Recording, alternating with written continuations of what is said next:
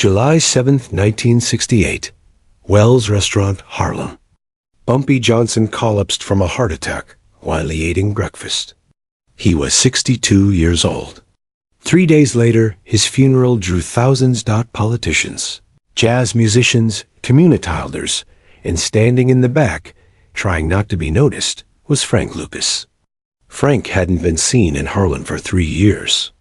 Most people thought he was dead, but there he was, waiting until everyone else had paid their respects. Then he walked up to the casket, knelt down, and whispered something that nobody else could hear. An apology to a dead man for something that happened in 1965. Something so devastating that Frank Lucas, who would go on to build a $1 million a day heroin empire, never forgot it. Something that made him run from Harlem for 3 years, and only come back when he knew Bumpy Johnson couldn't punish him again. This is the story of what Bumpy did to Frank Lucas, a lesson that even American gangster was too scared to show. To understand what Frank Lucas whispered at that funeral, you need to go back 3 years to 1965, to a moment when Frank Lucas made the biggest mistake of his life. Frank Lucas was born in North Carolina in 1930, Comito, Harlem in 1946, 16 years, old with nothing but ambition and anger. He worked his way up through ranks, numbers running, protection, muscle work. By the early 60s, he was 1965. Frank's empire begins making decent money, but decent wasn't enough. Frank wanted to be rich. He wanted to be powerful. He wanted to be somebody. In 1964, Frank went to Vietnam, not as a soldier, as a businessman. He saw an opportunity that nobody else saw. The war had created a drug pipeline from Southeast Asia to America, and the Italian mafia controlled it all. They bought heroin from suppliers in the Golden Triangle, cut it multiple times, and sold it for massive profits. Frank thought, why pay middlemen? Why not go straight to the source? He made connections in Thailand, negotiated directly with suppliers, arranged for pure heroin tobe, smuggled back to the States in thick coffins of dead American soldiers. It was bold, it was ruthless, and it was about to make him millions. When Frank got back to Harlem in early 1965, he was ready to revolutionize the drug game. He had the purest product in New York. He could undercut the Italian mob's prices and still make a fortune. He had his territory picked out. 116th Street, right in the heart of Harlem. There was just one problem. Bumpy Johnson. Bumpy Johnson was 59 years old in 1965. He'd been the king of Harlem for 20 years. He ran the numbers, controlled the protection rackets, settled disputes, and most importantly, he had known unbreakable rule. No hard drugs in Harlem. Bumpy had seen what heroin did to communities. He'd watched it destroy families in Chicago, Detroit, Philadelphia. He'd seen kids turn into dicks, mothers lose their children, neighborhoods rot from the inside out, and he'd made a promise to Harlem. Another, not in his neighborhood. Everyone who operated in Harlem knew the rule. The Italian mob respected it. They sold heroin everywhere else in New York, but not in Bumpy's territory. Local dealers knew it. Even the police knew it. If you wanted to work in Harlem, you followed Bumpy's rules. But Frank Lucas wasn't interested in rules. He was interested in money. Frank set up his operation quietly. He didn't announce it, didn't advertise, just started moving product through a network of young dealers while we're hungry enough to take the risk. Within 2 weeks, Frank was making $50,000, Bumpy's first warning a week. In 1965, that was an unbelievable amount of money. He was selling pure heroin. He called it blue magic at prices that made the Italian mobs cut product look like a joke. Customers came from all over the city and word spread fast. It took exactly 12 days for Bumpy Johnson to hear about it. Bumpy didn't storm in with guns, didn't send a message through violence. He did something much more frightening. He invited Frank to lunch. They met at Wells' restaurant, the same place where Bumpy would die 3 years later. It was a Tuesday afternoon, quiet, just the two of them at a corner table. Bumpy ordered breakfast food, even though it was 2 p.m. Frank ordered coffee, too nervous to eat. "I hear you've been busy," Bumpy said, cutting into his eggs. Frank tried to play it cool. "Just trying to make a living, Mr. Johnson." "Making a living is fine, Frank. I respect that. But you are selling heroin on 116th Street in me neighborhood." "It's good business," Frank said. "People want it. I'm just providing a service." Bumpy set down his fork. His voice stayed calm, but something in his eyes changed. "Frank, I'm going to give you some advice, and I'm only going to say this once. Stop selling that poison in Harlem. Take your bussiness to Brooklyn, the Bronx, Queens. I don't care. But not here. With all due respect, Mr. Johnson, that's the old way of thinking. This is the future." This is your first warning," Bumpy interrupted. "I'm giving it to you out of respect for the work you've done. You're a smart kid. Don't make me give you a second warning." Frank should have listened. Any other man in Harlem would have listened. But Frank Lucas was 35 years old, making more money than he'd ever seen, and convinced he was smarter than everyone else. He kept selling. 2 weeks later, Bumpy called Frank again. Same restaurant, same table. But this time, Bumpy wasn't polite. "I told you to stop, Mr. Johnson. I hear you. I respect you, but this is business. I'm not hurting anybody. People are going to buy drugs, whether I sell them or somebody else does. At least I'm keeping the money in the community." That last line was a mistake. Bumpy's jaw tightened. "Keeping the money in the community," Bumpy repeated slowly. "Frank, do you know what heroin does?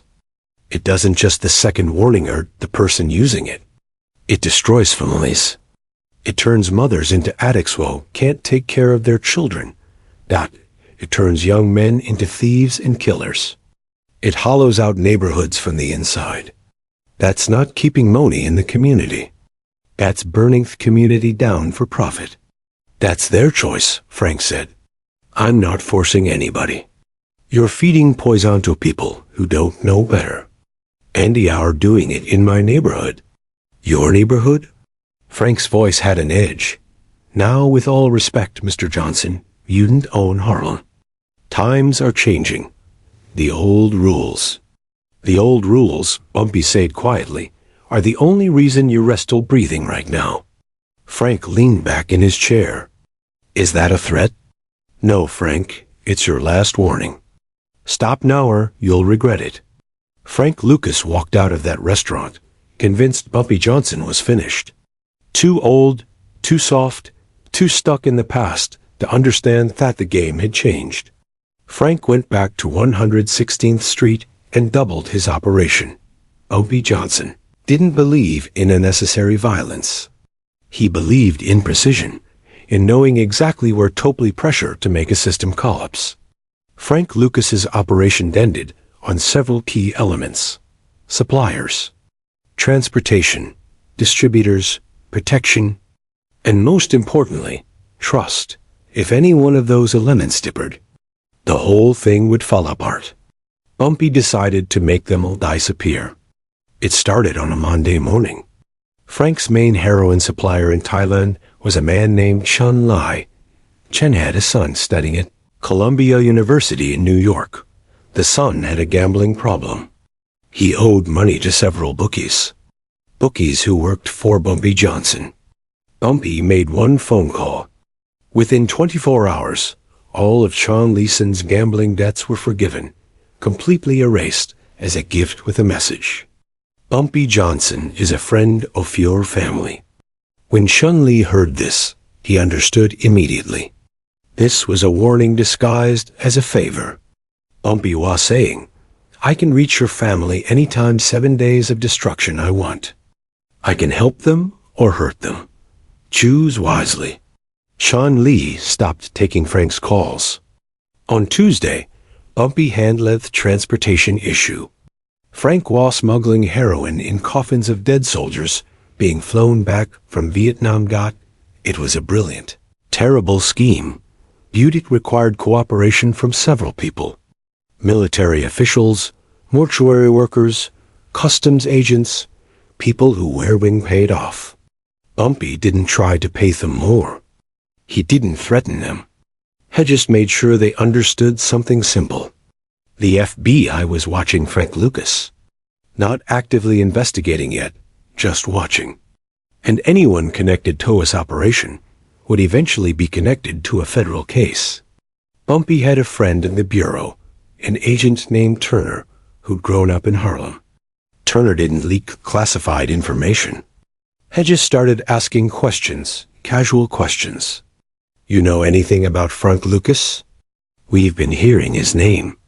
That was all it took.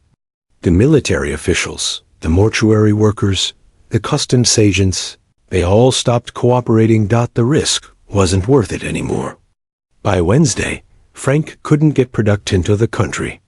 On Thursday, Bumpy destroyed Frank's distribution network. Frank's dealers were young, hungry, and loyal to money, not to Frank. Bumpy sent his people to have conversations with each dealer. Not threats, just information. You know Frank's supplier despaired, right? You know the feds are asking about Frank. You know Frank's not going to be able to protect you when this all falls apart. Some dealers quit immediately.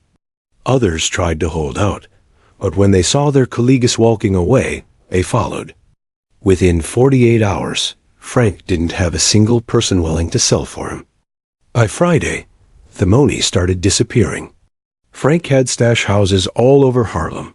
Appert made sure he kept cash, product, weapons. He'd been careful.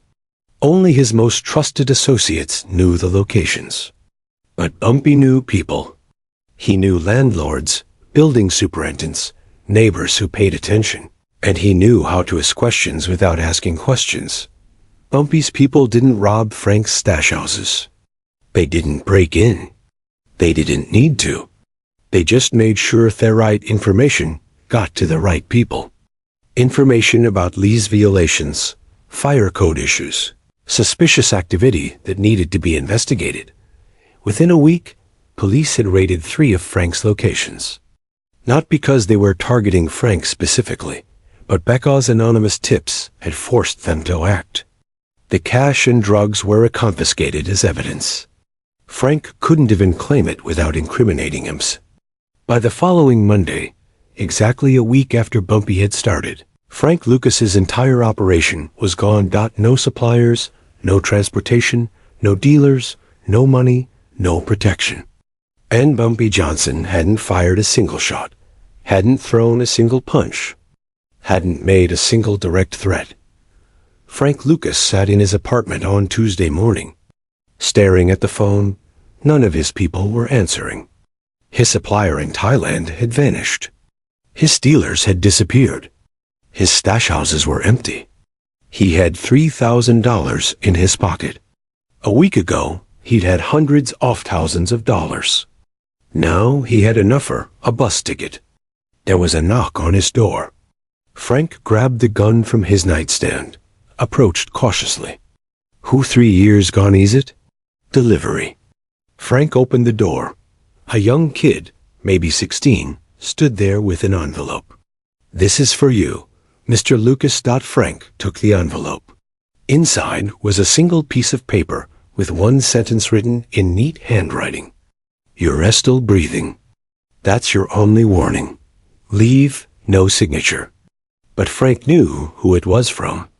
That night, Frank Lucas packed a bag, got in his car, and drove south. He didn't tell anyone where he was going.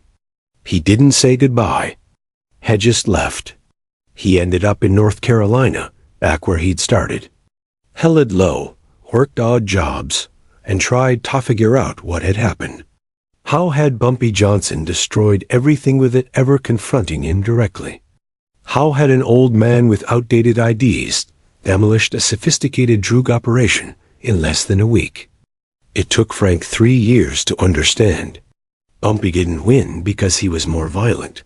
He won because he understood something Frank didn't. Power isn't about what you'll control. It's about what you're reconnected to. And Bumpy Johnson was connected to everything and everyone in Harlem. Frank Lucas stayed away from Harlem for 3 years. He heard news occasionally. Bumpy was still running things. The neighborhood was stable. No heroin epidemic like in other cities. Bumpy's rule held. Then, on July 7, 1968, Frank got a phone call. Bumpy Johnson was dead. Frank drove up from North Carolina for the funeral. Hess stayed in the back, watched hundreds of people pay their respects to a man who ruled Harlem not through fear, but through respect and intelligence. When the crowd thinned, Frank walked up to the casket. He looked at Bumpy's face, peaceful now, and thought about that lunch at Wells' restaurant. The warnings the lesson had ignored, the lesson he'd learned. Frank knelt down and whispered, "I'm sorry. You were right. I was a fool." Nobody else heard it, but Frank needed to say it. After Bumpy's death, Frank Lucas came back to Harlem. He rebuilt this drug empire, became one of the most powerful dealers in America, made millions, but he never forgot what Bumpy taught him. He never sold in schools, never targeted kids, always kept some code, some sense of rules. When Frank was finally arrested in 1975, when Hess sat in prison thinking about his life, he told his lawyer something interesting. "The only man I ever truly feared was Bumpy Johnson. Not because of what he did, but because of how he did it. He could destroy you without you ever seeing it coming." That's the lesson Bumpy Johnson taught Frank Lucas in 1965. Power isn't about violence. It's about knowing the system so well that you can't take it apart, piece by piece, quietly, efficiently, without anyone realizing what's happening until it's too late. Frank Lucas became famous. There were books about him, movies about him. But story they never told was the one Frank whispered at a funeral. The story of how Bumpy Johnson made him disappear for 3 years with nothing but intelligence, connections, and one simple principle. No poison in Harlem. Look, if this story showed you a different side of power, the smart side, the strategic side, hit that like button. Subscribe if you want more Bumpy Johnson stories, because we've got plenty more where this came from. Drop a comment. Was Bumpy right to chase Frank out of Harlem, or should he have let him operate? And make sure you hit that notification bell, because next week we're telling the story of how Bumpy walked into 5 families, meeting unarmed, and walked out alive. You're not going to want to miss that. Remember, the most dangerous man in the room isn't loudest. It's the one who knows exactly which thread to pull to make everything unravel.